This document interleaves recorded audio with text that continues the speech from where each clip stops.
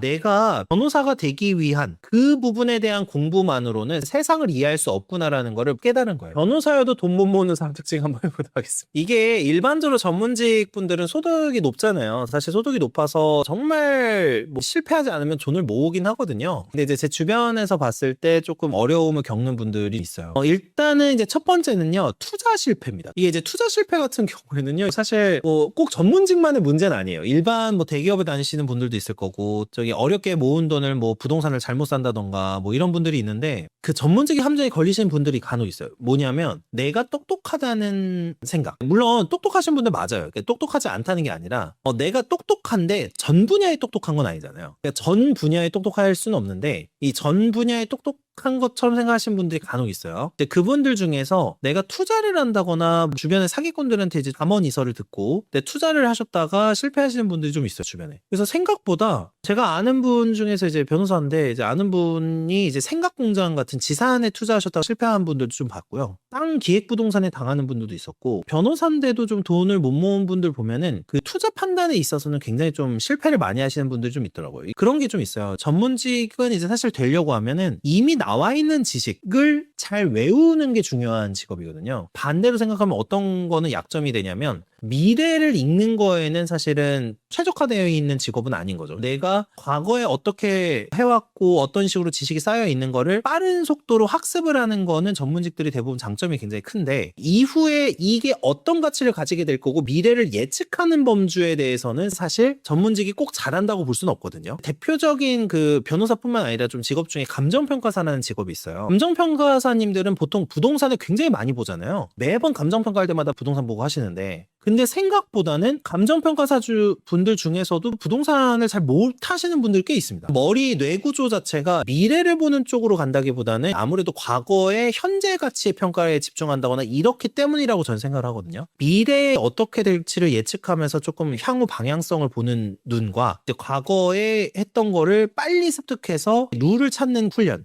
그 훈련하고는 좀 사실은 좀 서로 다른 훈련이 되는 거죠. 네, 그래서 저는 기본적인 그 뇌구조가, 그 커오는 사람들의 뇌구조가 직업을 통해서 좀 어느 정도 알 수 있다고 생각을 하는데, 그러다 보니까 생각보다 투자에 실패하는 전문직들도 있더라라는 좀 말씀을 드리고 싶더라고요. 저는 오히려 그런 생각을 했어요. 전문직이라고 하면 소득이 높으니까 약간 투자에 대해서 조금 더 다른 관점으로, 사실 찰리 먼거라는 분이 그 격자형 사고틀이라는 거를 왜 생각했냐고 저는 생각을 했냐면 이런 게 컸을 거예요. 찰리 먼거도 원래 변호사 출신이잖아요. 내가 변호사가 되기 위한 그 부분에 대한 공부만으로는 세상을 이해할 수 없구나라는 거를 그분은 깨달은 거예요. 돈을 크게 벌려면 이걸로는 안 되는 거구나라는 거를 알게 되고, 어떤 거를 볼 때는 다른 사고틀을 적용을 해야 되는구나. 근데 이게 사람들 중에서 이게 잘 되는 분들이 많지는 않거든요. 내가 상황에 따라서 다른 사고 모형을 굴려야 되는 경우들이 있는데, 사실 사람들 중에서는 그런 게 되는 사람들이 많지는 않기 때문에 보통 이제 전문직 분들 중에서는 조심해야 되는 것들이, 내가 시험 공부를 해가지고 이 변호사가 되거나 어떤 다른 전문직을 취득을 한 거에는 도움이 되는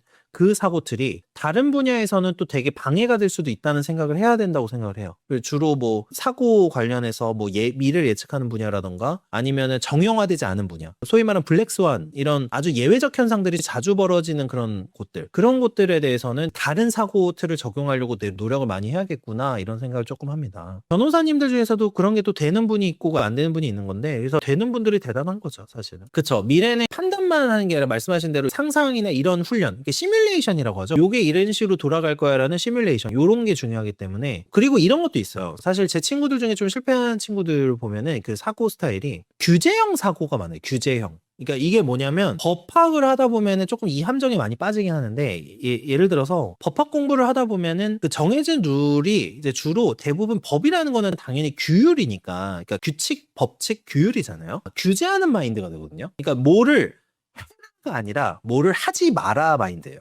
그러니까 사실 저도 업무상 할 때는 당연히 어쩔 수가 없는데, 어떤 걸 하지 마 라는 쪽으로 가게 돼 있는 게 변호사의 일반적 사고예요. 그게 직업적인 사고이기 때문에. 근데 이게 딱 들으셔서 아시겠죠? 투자를 생각하는 사람들은 안 되는 걸 되게 만드는 쪽으로 가야 되거든요. 근데 사고 자체가 이렇게 규제 쪽으로 흘러가기가 쉬운 직업 구조예요. 그러다 보니까 조금 그런 이제 투자에 실패하거나 이런 케이스들이 좀 나오는 게 아닌가라고 생각도 합니다. 그래서 그 찰리 먼거가 이야기한 격자형 사고틀 이게 되게 저는 많이 와닿았어요. 그래서 이제 그런 부분들 좀 있더라. 아, 부동산 불패라는 말 믿을 수 없는 게 일하면서 진짜 제대로 망하신 분도 여러 봤어요. 저도 많이 봤어요. 예. 붐이 부는 사업은 절대 하면 안 되더라고요. 예. 역시 이게 그런 게 있는 것 같아요. 계속 느끼지만 뭐 부동산이든 주식이든 남들이 못 볼 때 들어가야 되는 게 맞는 것 같아.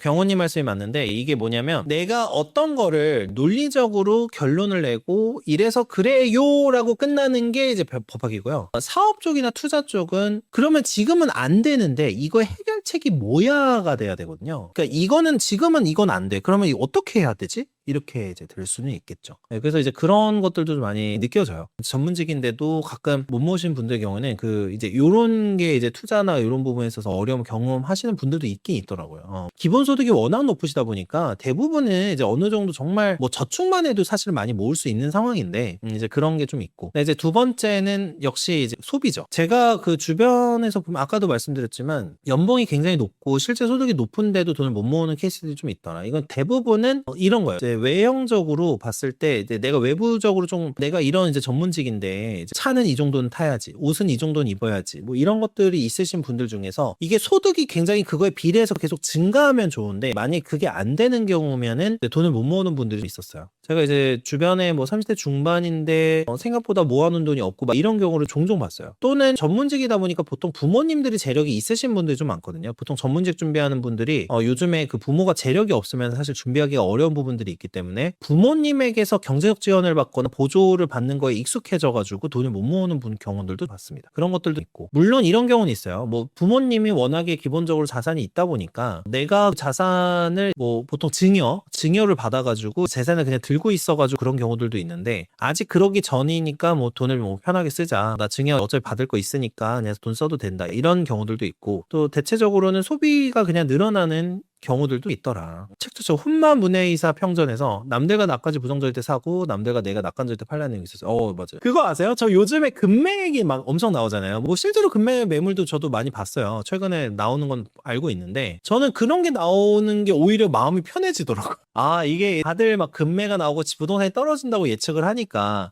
그 최근에 제가 PD수첩을 봤는데 PD수첩이 이제 저번 주 주제가 부동산 관련 주제였거든요. 근데 거기에서 부동산 주제에서 그 전문가들이 20명 정도를 해서 뭐 의견을 들어봤대요. 근데 그 의견을 들어보니까 11명이 떨어진다. 무주택자는 지금 집을 사면 안 된다라고 11명이 얘기를 했고 9명은 오른다 이렇게 얘기를 했대요. 저는 오히려 무서울 때가 언제냐면 전문가 20명이 나와서 20명이 다 오른다고 할 때가 훨씬 무섭거든요. 그러니까 20명이 나와가지고 20명이 모두 오른다라고 할 때가 저는 고점이라고 생각해요. 딱 그때가 고점이라고 생각하는데 다행히도 11명이 떨어진다고 하니까 조금 더 마음이 편해졌어요.